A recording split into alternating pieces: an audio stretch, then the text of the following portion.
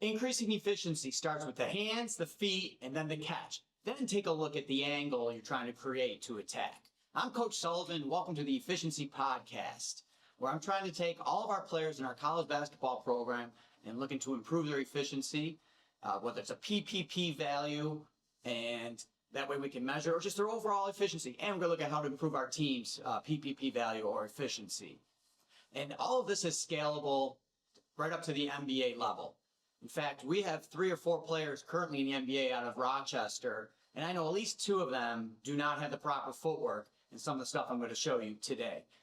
And you want to be able to have this down, because if you want to get to C or D, you got to have A first, then B. You got to have that solid base. Let's get right to it.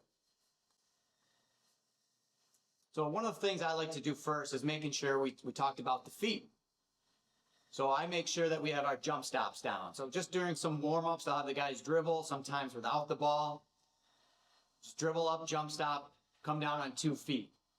Now that's on the catch. We're always catching 2 feet. Now stepping into a pass, you can step in 1, 2 if you're looking for the shot. But if it's an intense game, a lot of times it's 2 feet. Now, and I've done some video breakdown work of some of the great shooters and great players. You'll find that they know when to jump stop on the catch and shoot, or they also know when to step in left, right, if they're right-handed, to shoot. And great players can do both, is what I found out. But always start with catch on a jump stop. Then we start talking about a reverse pivot. So here I'm instructing it on a jump stop. Now we're going to reverse pivot, look at that hoop like we're about to shoot, and then come back all the way for a 180. So we're going to jump stop, reverse pivot. Now, so we're dropping our right foot. So on the catch, if I'm right-handed, I drop my right foot. Now, a few things on the reverse pivot that may sound basic. You need to stay down. A lot of players will lift on their pivot. So now we get an intense game. They're catching the ball, they're reverse pivoting, and now they're tall. Now the defender gets up on them, and it's over. And that's what I'm talking about, where you got to have A and B in order to get to C.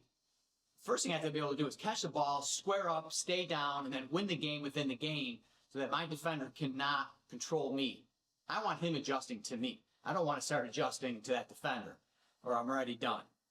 So as we continue on, I have the kids dribble down, jump stop, reverse pivot. And we're working with probably half the team, and also part of our development team is mixed in. Now, the next thing is we start looking at, okay, we're coming off a pick, we're just coming to the ball, and you'll see right here, you'll see someone with their hands reaching for the ball. So the first thing we have to do when we're going to the ball is reach for the ball. Do not catch it here. You have to go all the way to catch it. And you'll see how he's reaching out. Now, if there's a defender there, that could be the difference between a deflection. Okay, all we're doing first is reverse pivot, shot, and I don't really want to see a lot of extra movements. So if we take rewind that right here, if you watch right here, see, he jump stops. That's right, I'm over here on the left side. Reverse pivots, but not to his shot. He was a little too far out. Now he's bringing it back and shoots. So I'd like them to reverse pivot, square up shot. And on that reverse pivot, I'd like them to, let's see if he does it here, have the ball in that position, where now I can either shoot, drive, pass it. Sometimes you'll see some guys reverse pivot in the ball in the wrong location. So these details matter.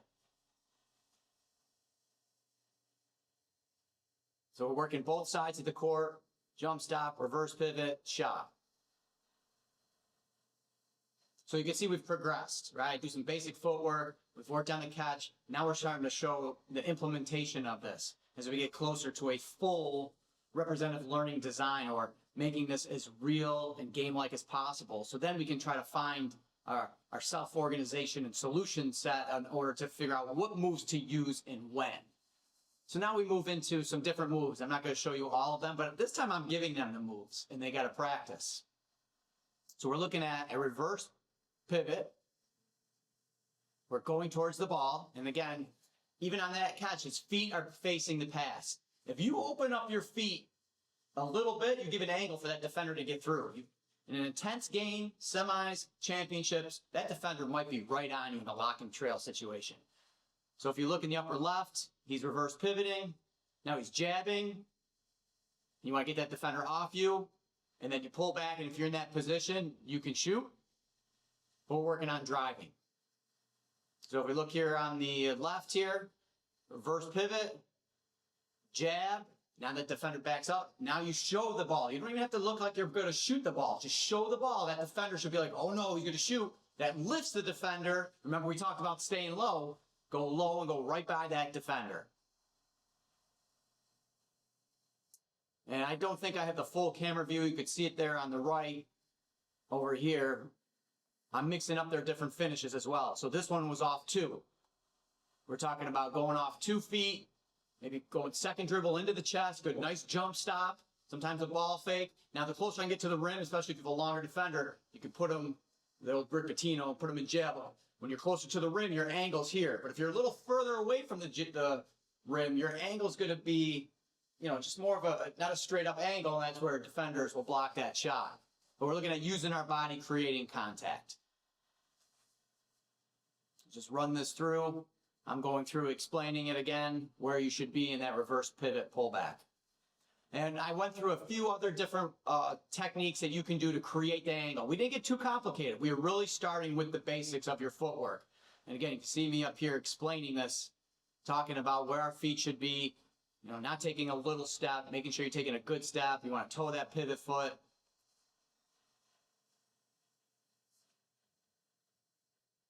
Right away, he did it wrong, right? He turned his feet too early.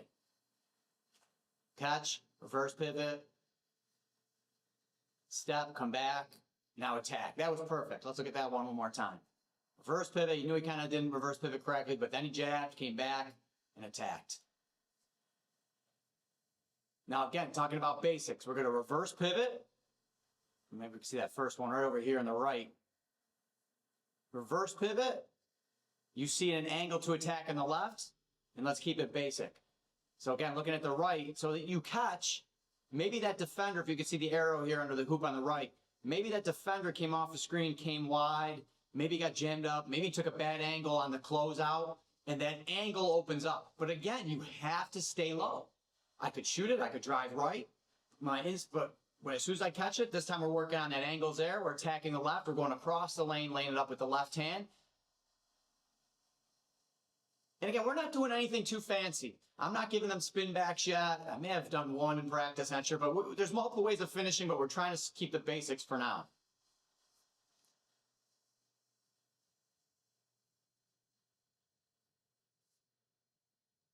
You'll be seeing these reverse pivots, showing them the footwork. Now we get to the last part where we talk about the self-organization, which is through experiences, you learn to use different moves. You got to figure out how to score against defenders. Now, I don't want you to go against the same defender every time. So I'm giving them 3 defenders or 3 basically problems that they have to solve. And through these experiences, they're going to figure out which moves to use and when. So if we just take a look at here, so he jabbed, came back, and attacked. That's a good move. Now, same player's going to go with a different defender.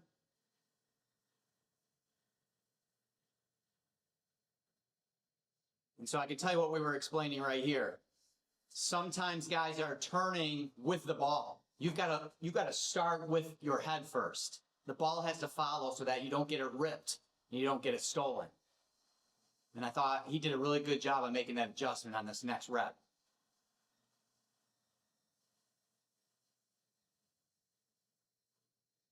Did a great job protecting the ball. He went with a jab, and then he spun back. Again, he's got to work on different finishes at the rim to become efficient. It's one of our freshmen.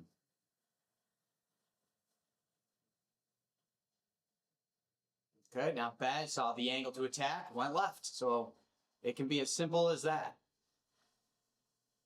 Catch, reverse pivot, maybe a little bit of a jab to the right to create that angle. The defender slid a little bit, just drive left. And this is an example why you want to reverse it sometimes. You can use the rim to help you protect your shot.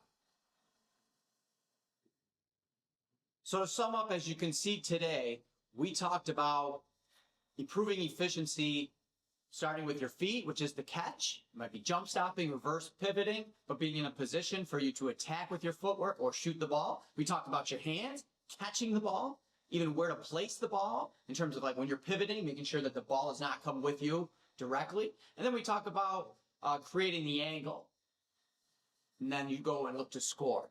And we show them various moves, right? We didn't just assume they know every move. At this level, we want to make sure they have 4, 5, 6, maybe more ways that they're exposed to on ways to finish based on our situation. This time it was at the rim. And inherently, they have certain attributes that they should learn what moves that they should use based on those. And then to go even further, where this is all the self-organization, figuring out how to solve this problem. And the problem is, how do I get to the rim? How do I finish at the rim?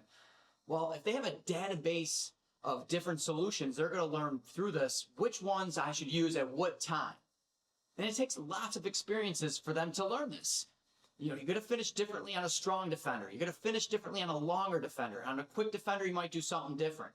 And again, through many experiences, they're going to get this. So we started with the basics, we added in some of the moves, and then we went to the representative learning design of trying to make it as game-like as possible. Although we didn't follow all the characteristics of RLD, we missed some of the emotional stuff, but we're going to add on that and build on to that as time goes on. I'm Coach Sullivan. If you want to reach out to me, got questions or comments, you can email me at coachsullivanbasketball@gmail. Feel free to write me on X. And also, if you're watching this through YouTube, please make sure to subscribe, and I'm going to continue to give you ways to become efficient that's scalable at every level. I'm Coach Sullivan. We'll see you next time.